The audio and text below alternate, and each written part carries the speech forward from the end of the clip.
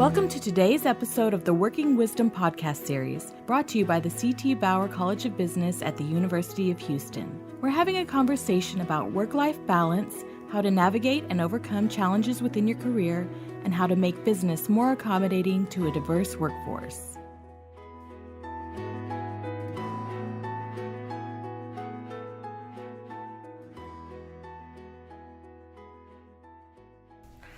Hi, I'm Kelly McCormick, the Managing Director of Red Labs, the University of Houston Startup Accelerator, and I'm here today with Margret Rojas. Hello. And we're talking about how does she do it? Podcast is actually how do they do it, but since we're here with Margret, how does she do it? Margret is the creator of Stylethegirl, which is a blog where she shares fashion and travels and beauty advice and much more. And she's actually also a UH alum. Go she got, Cougs. yeah, she got her degree in consumer science and merchandising. And so we're here today to just hear a little bit more about what she's doing now and her blog. So the first question is, first of all, welcome. Thank you so much. I'm so excited to be here. I'm excited you're here too. And then if you could just tell us a little bit more how you got started blogging. Sure. So, like you said, I went to University of Houston and got a consumer science and merchandising degree. So I always knew fashion was going to be in my life no matter what because I loved it so much. And right after college, I worked in retail, and then I worked at Charming Charlie at their corporate office. And my favorite thing to do when I would go to work would be to get dressed up. And during that time is when Instagram kind of really started. And I started taking these, the typical over-the-shot type of outfit pictures for my friends because they loved the way that I dressed.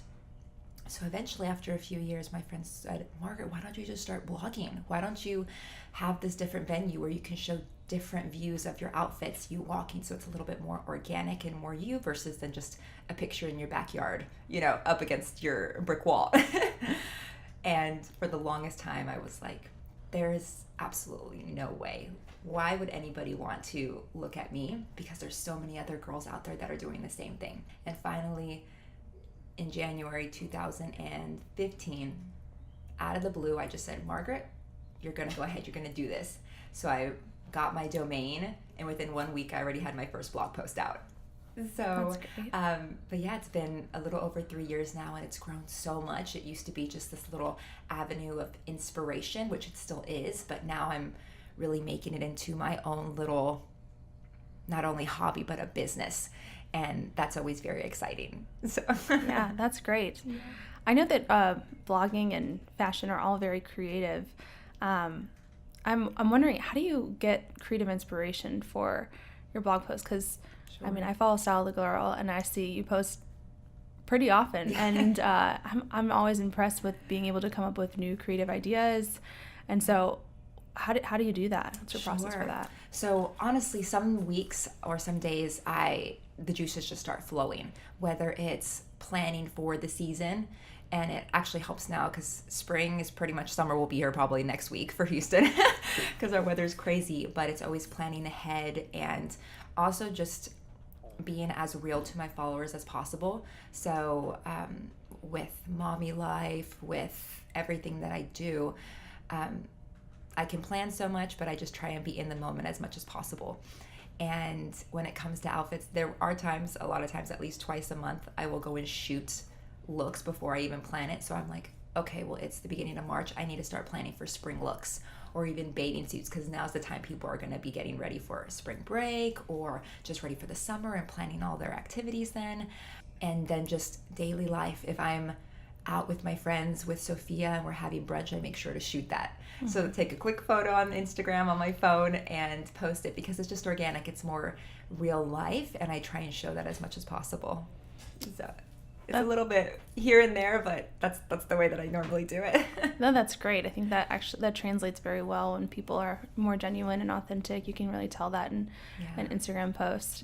But even with fashion, I find it to be a highly creative. Well, I already mentioned it's creative. Very. Yes.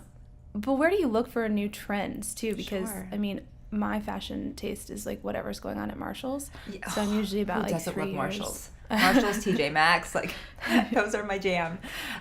So I get a mixture from different places. Pinterest is always a great one. I'll just go on the search tab, and I normally look at women's fashion 99% of the time. And I'll just be scrolling there, and I'm like, wow, this is, whether it's for fall, I'll pin it and I'll come back and I'll look at it. Or let's say I get a brand new pair of white shorts. If I type in white shorts, spring, I will get 10 different, or probably 10 million different ideas of how to style it, which is great. From my fellow bloggers that I follow, those are always great because I inspire to be just like them, or I hope that I inspire them. Another place that I get a lot of inspiration is I've been working with Neiman Marcus for a few years now. They have twice a year, they have a breakfast where they invite us bloggers to the store and show us the brand new trends for the year, or what they project. And one that I went to was a few weeks ago for spring, obviously, and it was very much florals, bright colors, stripes, all those fun things. And it's great to kind of incorporate it into my blog, just because I love neutrals. Neutrals are a fave, give me white, black, gray, hints of pink or some blue, and I'm all about it. But I'm not outfit-wise, I'm not very vibrant. So it's great to see these trends and kind of incorporate it slowly. So at least then that way I'm still being organic and true to myself. But those are some different places that I get most of my inspiration from. That's great. I'll have to start looking more on Pinterest for inspiration. Pinterest, that's the best place. I feel you can find absolutely anything. I usually am on Pinterest, but I stay on the crafts and motivational quotes section. Yes, those are good too. If you see my Insta stories yesterday, you'll see a lot of good mom quotes from last night that were just making me so happy and also die laughing because it was so funny. I'll have to check that out. Yeah. So I know a lot of people are getting into blogging and Instagram lately. What do you think has been the most successful thing for you as far as your blog and Instagram? Like what has really helped drive your followers? Definitely Instagram. Instagram is huge. But I always tell myself, and I tell anybody else that's blogging, yes, you want to focus on Instagram, but your blog is the one thing that you own. So if Instagram suddenly decides tomorrow that they want to completely, destroy it and everything goes away, those, 500 followers to 500,000 followers are no longer following you on there, you need to put all of your investment into your blog. And I remember going to a Create and Cultivate event in the Galleria, I think it was last year. And something that one blogger said, I think it was Courtney Kerr, she says, what you need to do also is, based off of social media, you should know who your followers are. What's their niche? So in Facebook, I have more of my friends and family. So what I'm going to post there is going to be different on Instagram, and what's different on my blog. So on Instagram, I tend now to post more iPhone photos because that tends to get the most engagement. But then on the blog is where I put all of those really good pictures. I'll put videos. I'll make it more of my investment. But the whole point of that was to say, yes, it's I get the most engagement from there because it's also now with Insta stories and polls and the DM, people can instantly message you and you can write back. It's easier. But I'm trying now myself to invest more in putting the time into the blog and getting them to direct there, because I want that to be the main location that they go to talk to me. So I also, do you follow any analytics for your blog, or do you do anything on the back end? So the blog is primarily Google Analytics. You can go ahead and put in your blog there, and I think I pay a certain amount a month either per month or per year, but it gives me all of my analytics. So normally when I do a partnership with a brand, 99% of the time they would like to see the analytics from the blog, and to also see who's clicking on their links that directs them. I mean, they can see all of that too, I'm sure, on their back end because they give you specific links, but everything is provided through there. And on Instagram, I have the business profile, so I'm able to see how many people I'm actually reaching through each photo. And it's amazing because, one photo can reach 100,000 followers and another one will barely reach 10, and that would be on the exact same day. It's very interesting, but it's great to kind of know. And it also helps me decide when's the best time to post my content. Normally, every day I post at least 2 times. And one is usually around 1 o'clock and the other is around 8, because that's when I feel I get the most engagement from everybody that follows me or even just happens to find me on their search engine. That's great. Yeah.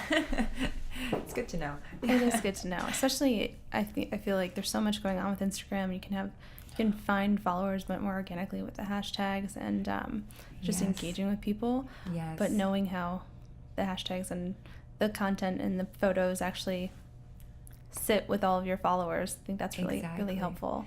It's helpful, and it also, a lot of times too now, I'm also realizing with the new algorithm on Instagram, it's really limiting people to view my page. Last year, the engagement and the comments that I would get from followers would be from not only mine, but also brand new ones.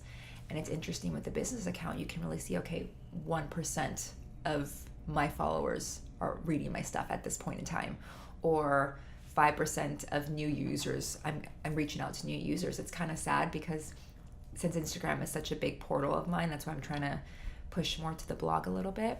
But with all the algorithm changes, it really depends on, Facebook and Instagram, how they want to make their business grow, but it's minimizing our growth too. So that's the only one of the saddest things about it, Yeah, no, I've heard about it. I don't really know. My Instagram account doesn't have analytics to follow really, but I've heard that it has been detrimental to people that have Instagram accounts. Yes. But we're actually going to take a short break to hear from our sponsors. Got an idea for a startup? Red Labs is the University of Houston's co-working space, startup accelerator, and technology entrepreneurship program. Supported by Bauer's Wolf Center for Entrepreneurship, we work with UH-affiliated founders to turn your technology startup ideas into high-growth ventures. We provide free co-working space, access to mentors and resources in the startup community, and customized startup curriculum. For more information, visit redlabs.bauer.uh.edu. All right, well, welcome back to How Do They Do It? We're here with Margret Rojas, who has a blog, Stylethegirl, and we're talking about how she found inspiration, how she finds inspiration, and how she got starting her blog. And I kind of want to go back to something she said before the break. We talked about how she started, and she said, Margret, you said I'm talking about you in the third person, like you're not here, but you said that you decided to start around January 2015, and something just changed for you. You decided overnight, kind of, that you thought maybe you weren't going to do this, and then you decided to do it. But what really led to that decision? Because I know there's always a couple different things that go into those kind of decisions, and it can be really hard to take that leap and decide you want to do something new and scary. Yes. So what helped you make that decision? One of the biggest things that happened that year was, one, I was getting very stagnant in my job. That's when I was working at Charming Charlie, and I was already in my third role there. And I just wasn't as happy in the role as I used to be. And I was trying to think, Margaret, what's another outlet? And then the blogging thing popped into my head because my friends had told me for so many months, you need to do it. And during that same time, my husband worked for, I think it was still considered BP, and they had a huge strike, or it was Marathon, which in that time frame, he worked pretty much 6 months during that whole time. And I just needed to find another avenue because my husband was at home. He was working 14-hour days, so I was pretty much by myself. He would come home by 6, 7 o'clock, eat, and then go straight to bed. And so I just thought to myself, Margaret, you need an avenue. You need something that's going to keep you busy while hubby's working these crazy hours and you're not as happy at work as you used to be a couple years ago. So within a week, I went on WordPress. I signed up for Stylethegirl. No one else had it, thank goodness. And I just said, Margaret, I'm going to do it. And I remember Diego telling me, he's like, why? This is just weird. Like, why would you randomly do this? I was like, I need something for myself. I need something to kind of make me happy again, make me feel fulfilled, but not somebody telling me how I need to do my job. I can do this all on my own. I can write what I want. I can write how I feel. I can talk about styles. And in the first blog post, it was 3 looks that I did in the mirror, very fuzzy, grainy photos, nothing special, but talking about the styles and what to wear for the winter. And that was still to this day my highest viewing on my blog, the highest one. And it's crazy because now I'm wondering, I'm like, well, should I just go back to my grainy iPhone photos, But that's kind of where it just started. Sometimes when things just click and you're just like, I just need to do this. It was just one of those days, one of those years. That's great. I also am curious about, when you have Instagram or you have a blog and it's your career, it's kind of scary because your whole business is your brand. And so what do you do to really stay motivated to continue this and to learn new things about a business? Because I'm sure there are a ton of new things that you're learning all the time. All the time, yes. Well, one of the things now, the moment after we had Sophia is when I pretty much stayed at home and I focused on being a mom was the primary one, but I thought to myself, this is also the perfect chance for me to really put all of my energy into the blog.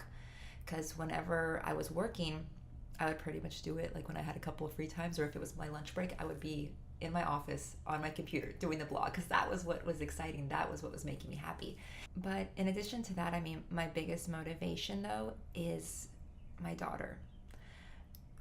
The greatest thing right now, we're in a time where women pretty much can do anything, and social media is so huge. We can be our own business, we can be our own brand. We don't have to really have anybody telling us what to do, unless of course you're working with the brand. But I want to show her too that she can do anything, that if she wants to go and run her own business and do her own thing because she doesn't want somebody else telling her what to do and paying her bills, I want her to watch me as she grows up and shows, look at mommy, she's just out there, she's doing her own thing, but she's loving what she does. I always told myself, I want a career, I don't want a job. And the moment you do something that you love, it will never be a job. You'll enjoy going to work. And yes, there are some days where I Margaret, I don't even want to do it today. I just want because that's the thing with social media, with what we do, it's every single day. There's 24/7 non-stopping. And then as a young mom too, with my daughter being 2, she wants constant attention. So trying to find the balance between working at home, but also giving her the time. 90% of the time I'm working until 2:00 in the morning because I need to write a blog post or send emails finally. But she's my biggest motivation, and but also for me, I want to show that I can do it, that I can be my own person and build my own brand. And now I'm doing better than when I was working a full-time job. And my business officially became an LLC this January, which was super exciting, but also super nerve-wracking, because if anybody's going to fail, it's going to be me. And that's the last thing I want. I want Stylethegirl to be just not the next best thing, but just a place where women or men come for inspiration. So there we go. That's great. Yeah, I think that's really powerful because, I also teach women in entrepreneurship. Yeah. And one of the things that I've noticed a lot of women say, not just in that class, but in general when I've talked to mentors around the community, is just, having that confidence to believe that you can not only take the next step, but whether or not that's even start the business, but also learn all the new things about a business. That's really what is the differentiator between people that are going after it and starting their own business, and then people that want to do it but are scared of something and it's holding them back. So yeah. I try and help motivate people and give them more self-confidence. Yes. But it's nice when it's coming from your mom who has a blog and other people around you. But yes. Do you have other mentors that have helped you along the way, or have you found people in the community to help? Sure. So honestly, some of my biggest mentors are my peers. So I'm very lucky to be in a city in Houston where Houston bloggers are so genuine and also generous when it comes to trying to help each other and build each other up. I've been in different situations with bloggers throughout the country, and a lot of times I think one person was in San Francisco and she goes, yeah, in San Francisco, we don't hang out, we don't do things together. You do your thing and I do mine. It's pretty much the mentality. But here in Houston, most of us have kind of started growing up together, and if I have a question, I'm like, hey, so I'm working with this brand, what should I charge? Did they pay this, or should I negotiate, or, what were your experiences? Everybody's very open to giving each other real honest advice and not to sugarcoat it. So it's almost like having like almost a little sorority to a certain extent, without any mean girls, But definitely my peers are some of my biggest mentors for sure. That's great. Yes. Oh, we just had the event that you were Yes, part last of. month, yeah. The Houston style bloggers, and it was just so wonderful to see everybody giving advice and helping people out. It was a really unique experience, I thought. I loved it, and it's great too because I feel no matter how small or big you are, there's always room for more. And I'm all about helping someone. If you want to know, usually when people message me or DM me, they're like, what are your tips?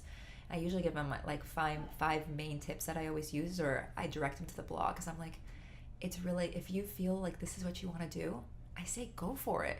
If you keep waiting and waiting, then eventually you might not even do it. Just push the button, create the thing, at least you have it, and then just take it a day at a time. Like, I think the biggest thing is people, especially newer bloggers, think they have to be like these bloggers that are 50,000 to 500,000. They need to have a new outfit every day or spend all no, just be you, like showcase the outfits that you're wearing now because that's what you're doing, and then organically you'll grow and get bigger, and then you can do all those extra things. So just go for it. It is impressive though, because by its nature, I feel like you kind of have, I know that you can follow unlimited people on Instagram, but it's also, it's a competitive space. Definitely. So it's really awesome to see when people are in those kind of spaces and they're still being supportive and collaborative and helping each other. But you just talked about, if you're interested in becoming an Instagram or having an Instagram account or becoming a blogger, that you should really just be authentic and genuine, show your true self. Mm-hmm. Something I do think that people struggle with sometimes is really like whether or not they're being authentic. They're like, I don't know, is this true? Is this me? Yes. And it's funny. I feel like sometimes I feel like that too. I'm like, do I like this, or did I just grow up liking this? Have you found that as well, or have you done anything to kind of like connect with what you really find to be like authentic, genuine parts of yourself? Because I think that does really resonate on blogs and on Instagram. So I think in the beginning of blogging was when I was probably my least authentic, I feel, because I was trying, when you first start, you kind of you look up to these other bloggers. So you kind of incorporate their style and their feed because you're like, oh, this is so cool. And I was a little bit more like grainier and a little bit darker because that was the kind of the style, a few years ago on Instagram. But I realized that just wasn't me. Like I'm a very happy, outgoing, like people see me smile all the time and they really wonder like why I'm always smiling. But it's like, I would much rather be a happy person than be a pessimistic person or, whatever it may be. But when I started to just say, Margaret, I'm not going to copy someone else's style. What do I want my feed to look like? I knew it was me. It was light, bright colors, happy, like easygoing, showcasing primarily my fashion, but mommy life, like the true life behind it, the nitty gritty, but still, you can see on my Insta stories, like when she's being a little butt, I will share that with you. So it was me just realizing a few years ago, like I just need to be true to myself, and the people that are going to follow me are those people, the people that want to see my style, that see, oh, Margaret's wearing the exact same jacket, every couple down, because that's a core piece. She's not the girl that's going to have a brand new outfit every photo. It's just not going to happen because that's just not me. And also my wardrobe, my bank account can't afford it, So that's who you're going to see when you go on the blog, is just me being myself, being kind of corny, the crazy mom at times, but just showcasing my style as much as I possibly can within budgets and showing high-low pieces so that every girl could feel like they could wear that piece and love it. I love that, because I also think that that's important in the beginning when you're trying to like become more authentic or figure it out. You always are going to be kind of like using other inspiration, but then you just get into your groove a little bit more. Yes. Once you get into like a few, I say like usually the first year is sometimes the hardest, because a lot of times people now with the algorithm change too, it's so much harder to grow. Mm-hmm. So people constantly like, how did you grow? And I said, honestly, I got really lucky because 2 years ago it was so easy to grow. Like, I'm not gonna lie, in 2 or 3 days I would gain at least 1,000 followers, and then like now it's like it's slowly getting better, but there were months where it would be over a month if maybe 1,000 followers would gain, and I would be in the same like limbo of, oh, I'm here, like, oh my god, I almost got it, and then you would lose like 100 followers, and then you would gain like 2, and you're like, oh, what is going on? I can imagine that would be very frustrating. It's exhausting, and I can see how girls in the beginning, it's just like trying to find the balance and trying to find the struggle. And I always tell them, just be you. People will follow you. People will. If they love your style, like, you want people that's following you for you, not because you want to have. It's quality over quantity. Just always remember that. So. That's good advice. So what's next for you and Stylethegirl? Oh gosh. So this year in January, I officially launched my YouTube. So before I had it, but it was more like, family trips and everything like that. Now this year I'm going to be focusing a lot on video. And video is actually really big now, from YouTube to even just like funny, cute boomerangs on Instagram. People love more of that style. And I'm actually launching tomorrow my spring lookbook. So I put a little teaser out there on Sunday night and people loved it. So I'm on the beach, like cute, just like 5 different outfit looks to wear for the spring. And that's going to be a big focus this year.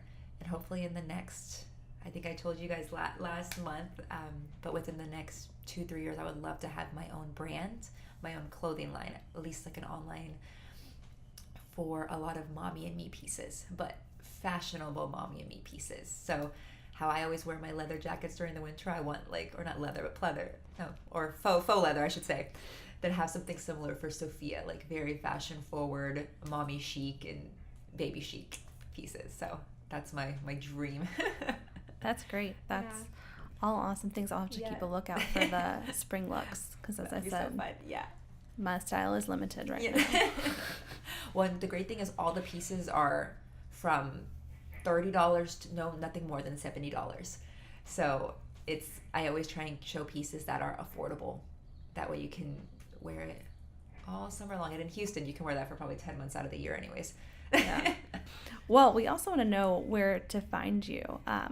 What would be like the place we should look for you online, Sure. Instagram, and all that kind of stuff? So I'm on all social media. So my blog is stylethegirl.com, and you can find me on Instagram, Facebook, Twitter, Pinterest, all under Stylethegirl as one word. That's great. You can find me there, so go follow.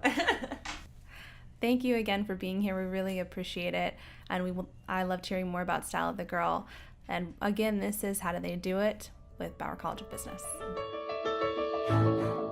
Thank you for listening to today's episode of the Working Wisdom podcast series from the CT Bauer College of Business, brought to you by the Working Families Initiative. The initiative aims to provide support and access for women in business school and the workforce, and to generate research that organizations can use to implement policies and standards to benefit a diverse workforce. For more information about Bauer College and this podcast series, visit www.bauer.uh.edu/podcasts.